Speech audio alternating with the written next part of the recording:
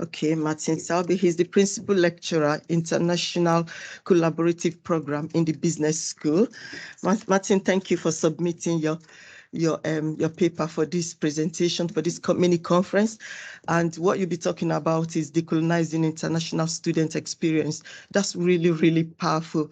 I love international students because I was an international student one time. When I came into UK, I didn't even know your bank holiday system. I was hearing Monday bank holiday. I didn't know. And I went to school in Manchester on that day because I didn't connect with bank holiday. And international students have their own experience. 2 years ago, I had a couple of them in my house for dinner because it's just lonely. It's a lonely life. So thank you for picking that. Picking everything I'm interested in. So give you the floor. Thank you. Thank you very much. Yeah, thank you for inviting me, and it's great to be here. It's great to be back, actually, because I used to work for John Moores about 7.5 years ago, and then I came back about a month ago. So thank you. So this is obviously a different perspective and maybe a slightly different sort of theoretical background as well. My interest really is what is salient to the experiences of international students. That's me in the middle, looking very proud of a group of Malaysian students at John Moores, actually, last time I was here. Perhaps surprisingly, some of the kind of gaps in both practice and conceptualization are addressed by the mobilities literature, so human geography, and maybe surprisingly, even tourism studies as well. So this is based around a paper that was in Annals of Tourism Research last year. So there's a lot on here, but don't worry. The traditional approaches to understanding the experience of international students tends to focus on those blue boxes. So it tends to conceptualize some sort of cycle, but also it focuses on acculturative stress, so culture shock, also very popular in the media, culture shock.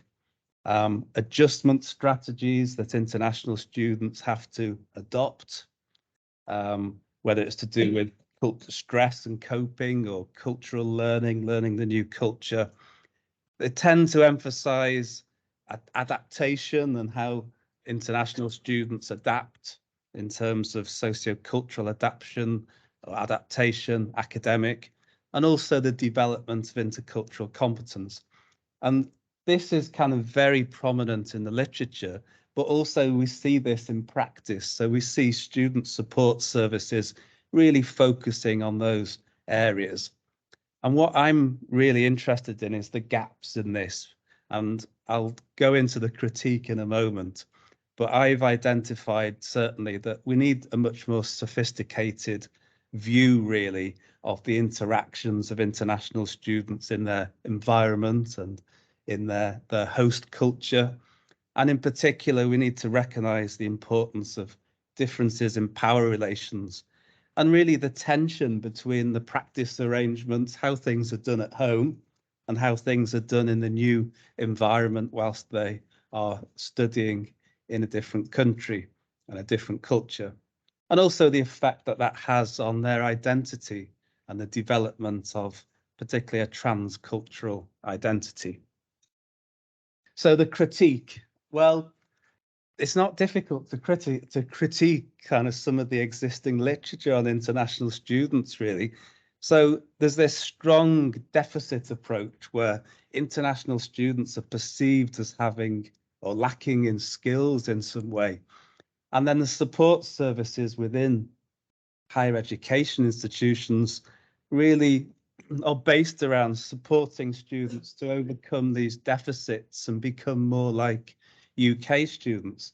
So we go to all of this effort to recruit international students. We have agents all over the world working for the university, yet we kind of treat these students as if they need to be like UK students and that any of their skills are irrelevant and they need to rectify a deficit.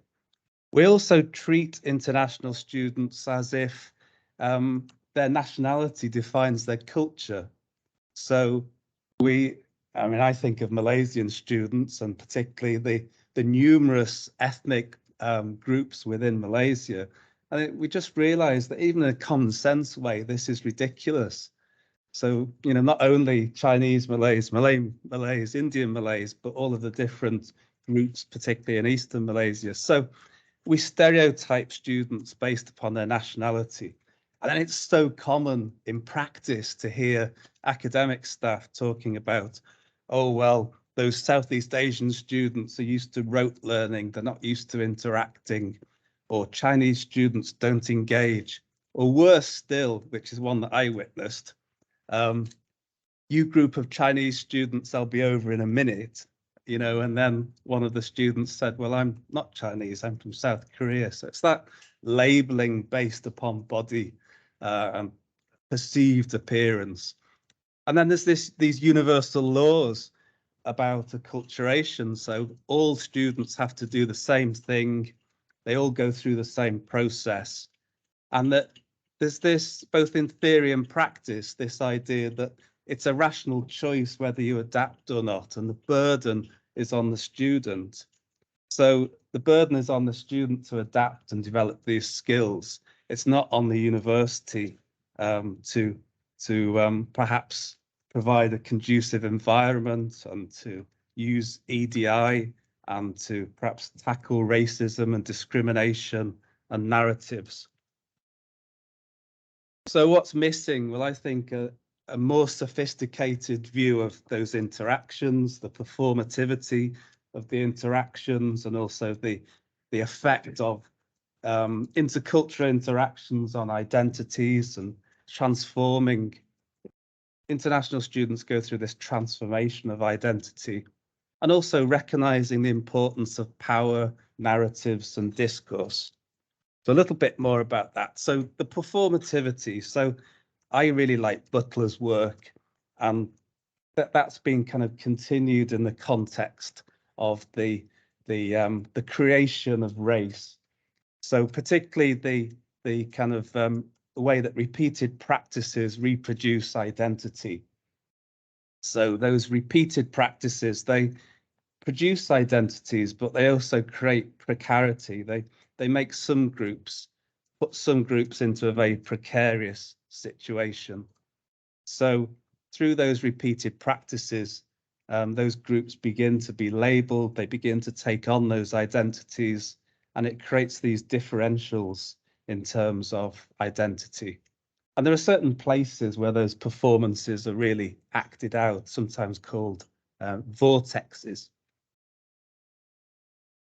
So an international student has a contested and dynamic identity. They don't just have a national identity as if, we have these billiard balls clashing against each other. They have a complex identity that includes their, obviously their gender, their sexuality, their lifestyle, all sorts of different variables that go together to form their identity. They are not just, a Chinese student or a Malaysian student.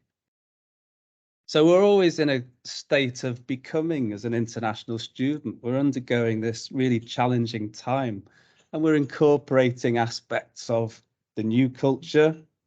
We're incorporating that with our own cultural identity, and there's a process of self-formation going on, and the creation of a new hybrid identity. And then, of course, I think universities really need to recognize the importance of discourses and narratives. So we're so lucky at the moment, aren't we, to have a Home Secretary who is making the experience of international students just a little bit worse, a little bit more challenging. So those words matter, inflammatory phrases such as invasion matters, because when someone shouts abuse at an international student on the street, they could well be influenced by those, or they could be influenced by the right-wing media, the tabloid narratives and discourses about immigration, anti-immigration. So international students are vulnerable because they're stripped of those familiar cultural ties and those protective institutions. So I think it's really important. And universities too have their narratives, as I mentioned, they have their narratives about what a particular nationality is like to teach, or the typical behavior of a particular nationality. So what can we do in terms of support? Well, I would say that there is perhaps an opportunity for support that addresses those gaps and those neglected areas. So providing those conducive settings to positive practices, positive social interactions, maybe person-centered support, which recognizes that not all international students are going through the same process. Certainly avoiding labeling and stereotyping, analysing the practices and the touch points. So perhaps understanding those practices that might form precarious identities, and analysing those practices and understanding the practices that lead to positive identities as well. And perhaps most importantly, not viewing international students as having to rectify a deficit. We go to great lengths to recruit Nigerian students, Chinese students, students from Southeast Asia. Yet when they come here, whether we're conscious of it or not, we seem to view them as lacking in the skills that we expect, and not being enough like a UK student. So I think really encouraging and recognizing the development of those hybrid identities, but most importantly, getting away from that deficit approach and really celebrating the skills and the experiences that international students bring. So plenty of reading if anyone's interested. I would recommend, I would recommend that one, obviously, but